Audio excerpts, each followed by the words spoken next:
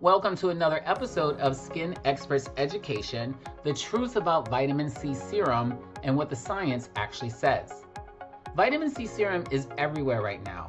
Every brand has one, every influencer is using it, but most people, including a lot of skincare providers, don't actually understand why it works, and honestly, when it doesn't work.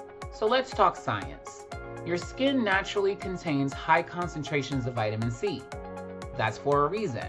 It's one of your skin's most powerful antioxidants. But here's the problem.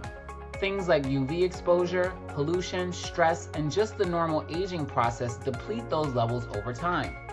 And when your vitamin C drops in your skin, you start to see it in your tone, your texture, and your collagen. That's where a well-formulated serum comes into place.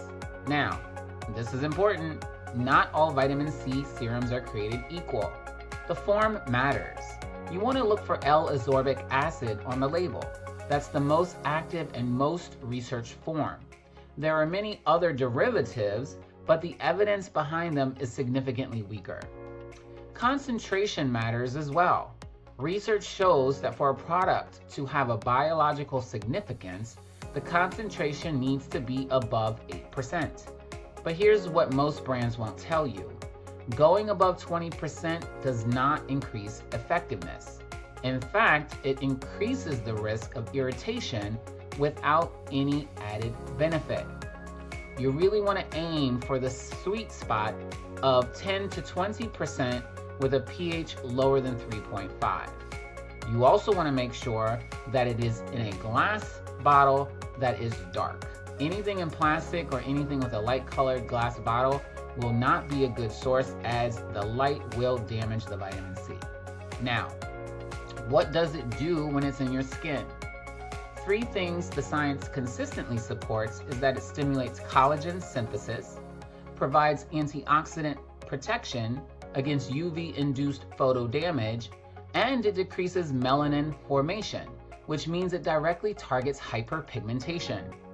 And when you stack it with the right ingredients, it performs even better. Clinical studies show that combining vitamin C with ferulic acid and vitamin E can reduce redness and significantly improve protection against long-term UV damage. That's not marketing, it's peer-reviewed research. Now, how do you use it correctly? You want to apply it in the morning after cleansing, before your moisturizer, and before your SPF. And speaking of SPF, vitamin C does not replace sunscreen. It works with it. One protects and the other repairs. Storage also matters. As I mentioned before, you want to keep your vitamin C serum away from light and air. Both light and air will degrade the ingredient. So always choose a product in a dark colored container, seal it tightly, and store it somewhere cool and dry.